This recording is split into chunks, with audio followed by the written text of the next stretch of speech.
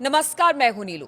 तो आज दो बड़ी बैठकों की बात होगी। जी हाँ, पहली बार ऐसा हो रहा है कि इजराइल और ईरान के युद्ध के बाद सऊदी अरब और ईरान के बीच बातचीत हुई है, बैठक हुई है, काफी अहम मुद्दों पर चर्चा हुई है। और दूसरी बैठक की बात करेंगे जो इजराइल और अमेरिका के बीच, यानी ट्रंप और नेतन्याहू की मुलाकात। लेकिन शुरुआत आज की बड़ी खबर के साथ, जो बैठक सऊदी अरब के साथ ईरान की हुई है। क्या बातचीत हुई है बैठक पर और किन किन मुद्दों को उठाया गया है, मयंक मेरे साथ है। मयंक, सबसे पहले यही बताइए कि जो बैठक हुई है वो कहा ही जा रहा है कि पहली बार ये बैठक हुई है।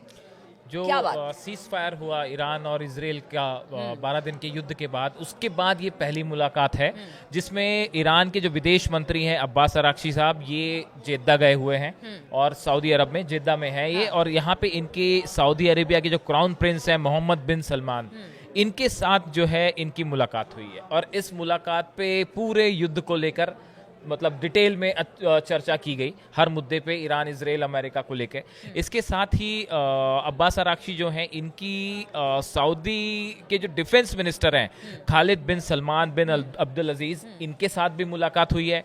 और फॉरेन मिनिस्टर जो हैं प्रिंस फैजल बिन फरहान अल सऊद, सऊदी के, इनके साथ भी मुलाकात हुई है। तो देखिए, क्राउन प्रिंस से मुलाकात होती है, डिफेंस मिनिस्टर से मुलाकात होती है, फॉरेन मिनिस्टर से मुलाकात होती है और डिटेल में बात हुई। देखिए, इसमें बैठक में जो क्राउन प्रिंस है मोहम्मद बिन सलमान, उन्होंने ये बात कही कि भाई हम ये चाहते हैं कि जो ईरान और इजराइल के बीच में सीज फायर है, ये सीज फायर कायम रहना चाहिए ताकि इस पूरे मिडिल ईस्ट में शांति कायम रह सके। और उसके लिए जो है उन्होंने कहा है कि डायलॉग्स के थ्रू ही ये होना चाहिए। जिस तरह से हमला हुआ वो ठीक नहीं था। और शांति के साथ, बातचीत के साथ ही जो है, जो भी मुद्दे हैं ईरान के, चाहे न्यूक्लियर डील हो, चाहे यूरेनियम एनरिचमेंट हो, जो भी हो, इसका शांति के साथ बात होनी चाहिए। और इसके साथ ही जो ईरान के विदेश मंत्री हैं अब्बास अराक्ची, उन्होंने ये कहा है, he expressed his gratitude to Riyadh for its condemnation of Israel's attack on Iran last month. उन्होंने कहा कि जिस तरह से ईरान पर हमला किया गया, उसके बाद सऊदी अरब की तरफ से बयान आया था कि ये हमला नहीं होना चाहिए था और हमले को गलत करार दिया था। उसके लिए ईरान ने सऊदी का धन्यवाद दिया है कि आपने हमले को गलत बताया, उसके लिए धन्यवाद। अब उसके बाद देखिए, क्राउन प्रिंस की तरफ से जो मोहम्मद बिन सलमान है, इनकी तरफ से बयान है, Crown Prince expressed the kingdom's aspiration that the ceasefire agreement would contribute to creating conditions that promote security and stability in the region. वो ये चाह रहे हैं कि भाई ऐसा माहौल बनना चाहिए जिससे इस पूरे रीजन में स्टेबिलिटी हो और शांति बनाए रखे। Emphasizing the kingdom's stance in supporting dialogue through diplomatic means as a path to resolving dispute. उन्होंने कहा कि भाई टॉक्स के थ्रू ही यहाँ जितने डिस्प्यूट हैं ईरान इजराइल के बीच में या अमेरिका ईरान के बीच में, उनको चर्चा करके ही खत्म करना होगा। उसके लिए हमला करना ठीक नहीं होगा। तो ये सऊदी अरेबिया का आया। और उसके बाद हमने जैसे बताया कि ईरान की तरफ से धन्यवाद दिया गया उनको कि भाई आपने जो युद्ध के दौरान नहीं, देखिए, अब शुरुआत से अगर सऊदी अरब की भूमिका की बात की जाए, कहा यह जाता है कि बातचीत करने के लिए और शांति बहाल करने के लिए मिडिल ईस्ट में हमेशा से वो यही कहता रहा है कि यहाँ पर शांति बहाली के लिए बातचीत का रास्ता निकलेगा। देखिए, इसमें दो बातें हैं। हाँ। पहली बात तो आपको ये समझनी होगी कि सऊदी जो है, इस पूरे बीच में ईरान और सऊदी, ये दो कंट्रीज ऐसी हैं जिनकी भूमिका सबसे अहम है। बिल्कुल। सऊदी हमेशा से अमेरिका के साथ रहा है। हाँ। ये आप जानते हैं। ईरान और सऊदी के बीच में काफी वक्त तक डिप्लोमेटिक टाइज नहीं थे। हाँ। लेकिन वो फिर से अभी कुछ साल पहले ही वो फिर से शुरू हुए हैं। अब ये मीटिंग में जो मुलाकात है, देखिए, ईरान जो है उसने कई देशों के साथ मुलाकात की है इस युद्ध के बाद। और एक बार फिर से देखिए आप, ईरान का जो स्टैंड है वो इस युद्ध के बाद भी डिप्लोमेटिकली बहुत ही मेच्योर्ड स्टैंड लिया है ईरान ने फिर से। आप देखिए, ईरान के विदेश मंत्री जो है, इनकी तरफ से जो बयान आए, देखिए बीच में इस तरह की भी खबरें आई कि भाई सऊदी ने जो है वो अमेरिका की मदद की है। हाँ, बिल्कुल। और इस तरह की भी खबर आई कि भाई हो सकता है उसने अपना एयर स्पेस भी इस्तेमाल करने दिया अमेरिका को हमला करने के लिए। लेकिन उसके बावजूद आप ईरान का स्टैंड देखिए कितना मेच्योर है। जब युद्ध हुआ तो पूरी तरह से इजराइल को जवाब दिया गया और मुंह तोड़ जवाब दिया गया। पूरी दुनिया ने देखा कि इजराइल का क्या हाल किया। अमेरिका ने जब हमला किया तो कतर में जो है एयरबेस पे अमेरिका के हमला किया गया। यानी जब युद्ध होता है तो ईरान अपने हिसाब से युद्ध का जवाब युद्ध से दे रहा है।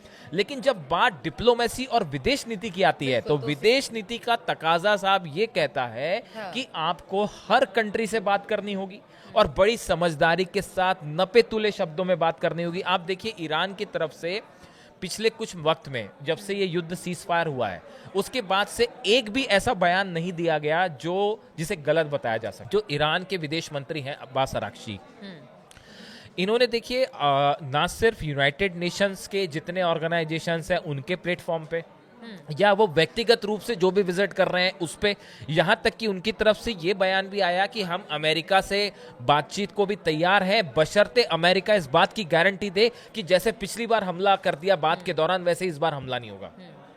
तो विदेश नीति यही कहती है कि आपको सबसे पहले पूरे सिचुएशन को एनालाइज करना होगा, उसके मुताबिक अपना जो नेशनल इंटरेस्ट है हाँ देखिए अब बात ये हो रही है कि ईरान एक परमाणु संपन्न देश बनने जा रहा है कि खुद को न्यूक्लियर केपेबल घोषित कर सकता है। आप जो है एटॉमिक परीक्षण कर सकते हैं, एटॉमिक टेस्ट ईरान कर सकता है। तो एटॉमिक बम जब कोई देश एटॉमिक कैपेबिलिटी हासिल कर रहा है तो उसके साथ ही उसकी रिस्पॉन्सिबिलिटी भी बढ़ जा रही है और उसमें बिल्कुल खरा उतर रहा है ईरान। देखिए कोई ऐसा बयान नहीं आया ईरान की तरफ से युद्ध के बाद भी। ईरान ने सिर्फ यह कहा कि अगर आप हमला करेंगे तो हम आपको करारा जवाब देंगे। वो शुरू से कह रहा है। आप चाहे सुप्रीम लीडर खामेनी साहब हैं उनके आप कोई भी स्टेटमेंट उठा के सुन लीजिए, कोई भी ऐसा बयान नहीं है जिसकी जरूरत नहीं थी। उन्होंने भी बड़े नपे तुले शब्दों में अपनी हर बात कही है। ईरान के विदेश मंत्री ने बड़े नपे तुले शब्दों में बात कही है। ईरान के जो राष्ट्रपति हैं पेजेश्कियान, इनकी तरफ से जो बयान आया है उन्होंने भी ये बात कही कि हम बात तो कर सकते हैं लेकिन आपको इस बात की गारंटी देनी होगी कि आप हमला नहीं करेंगे, हमारे साथ पिछली बार की तरह धोखा नहीं करेंगे।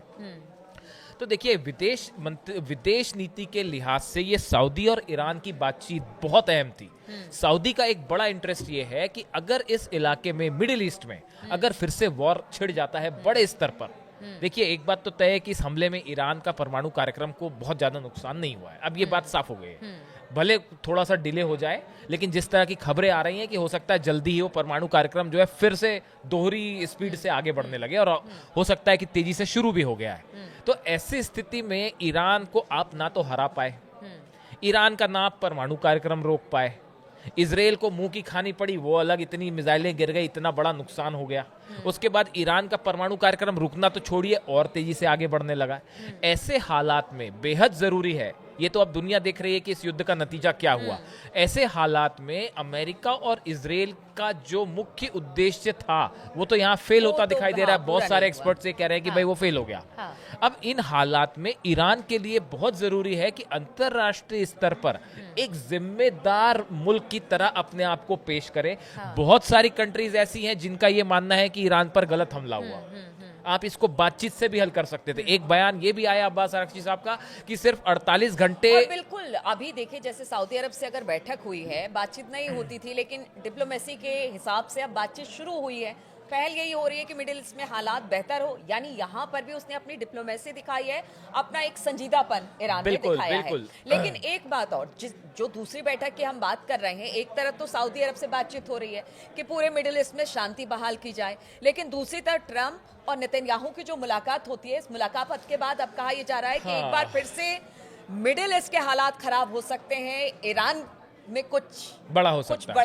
अब देखिए इसकी दो बातें हैं। अपने एक तो निकल के ये आ रही है, देखिए इस जो बैठक हुई नेतन्याहू और ट्रंप की, इसको लेकर जो एक्सपर्ट्स मान के चल रहे हैं कि अब ईरान के न्यूक्लियर प्रोग्राम का क्या करना है आगे, इसको लेकर इसमें डिटेल में चर्चा हो और इसको लेके कुछ एक बड़ा प्लान भी तैयार हो गया होगा। इसमें कोई दो राय नहीं है। ट्रंप और नेतन्याहू के बीच में, अमेरिका इजराइल के बीच में बड़ा प्लान तैयार हो गया होगा कि ईरान को लेकर क्या करना है। लेकिन दूसरी तरफ आप देखिए ये भी चर्चा है, मतलब जो आपने देखा कि किस तरह से इजराइल ने जो है वो नेतन्याहू ने जो है लेटर ऑफ सपोर्ट सौंपा है peace prize, Nobel peace prize के लिए ट्रंप के लिए।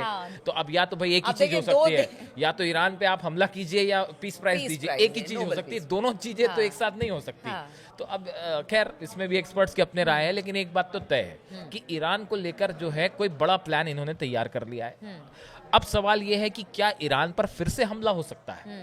ये एक ऐसी चीज है, क्या ये होने जा रहा है कि ईरान को देखिए जैसे खबरें आई कि बंकर बस्टर बम्स जो हैं वो प्रोवाइड करती है, क्योंकि लेकिन इससे पहले भी देखा था जब दोनों की मुलाकात हुई थी तो इसमें फिर देखिए हमला हुआ था। हाँ, हमला हुआ था, इसलिए इस तरह की आशंकाएं जताई जा रही। लेकिन आप एक बात और सोचिए कि अगर अभी ईरान पर हमला अगर इजराइल करता भी है तो आप कहाँ हमला करेंगे? नतान्स पे, फोर्दो पे, वो तो आप पहले ही कर रखे थे। तो क्या यूरेनियम अब वहां तो है नहीं? यूरेनियम तो कहीं और था, जहां जाना था वहां चला गया। अब वो यूरेनियम जब तक ईरान के पास है, जब तक आपको उसकी लोकेशन नहीं पता चलती, तब तक आप करते रहिए जंग, उससे लाभ क्या होगा? भाई यूरेनियम आपका मुख्य एम क्या था? आप चाहते थे ईरान का न्यूक्लियर प्रोग्राम रुक जाए, तो वो तो रुकने से रहा।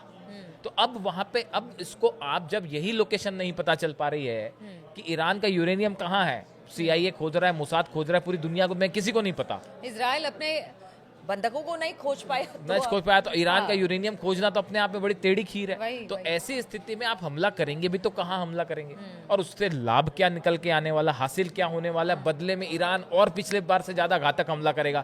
तो ऐसा लगता है, एक बड़े एक्सपर्ट्स का मानना यह है कि अब ये तुरंत कोई हमला नहीं होना जा रहा, मतलब ऐसा नहीं होगा कि जैसे पिछली बार स्ट्रेटेजी प्लान की हाँ गई है, तो एक बड़ी स्ट्रेटेजी प्लान की गई है, लेकिन वो स्ट्रेटेजी को भी अब आगे इम्प्लीमेंट करना अब और मुश्किल होगा। आपने एक बार हमला कर दिया, आप हमला नहीं करते तो विदेश मंत्री ईरान के कह रहे हैं कि शायद 48 घंटे में हम एक डील पर पहुंच चुके होते।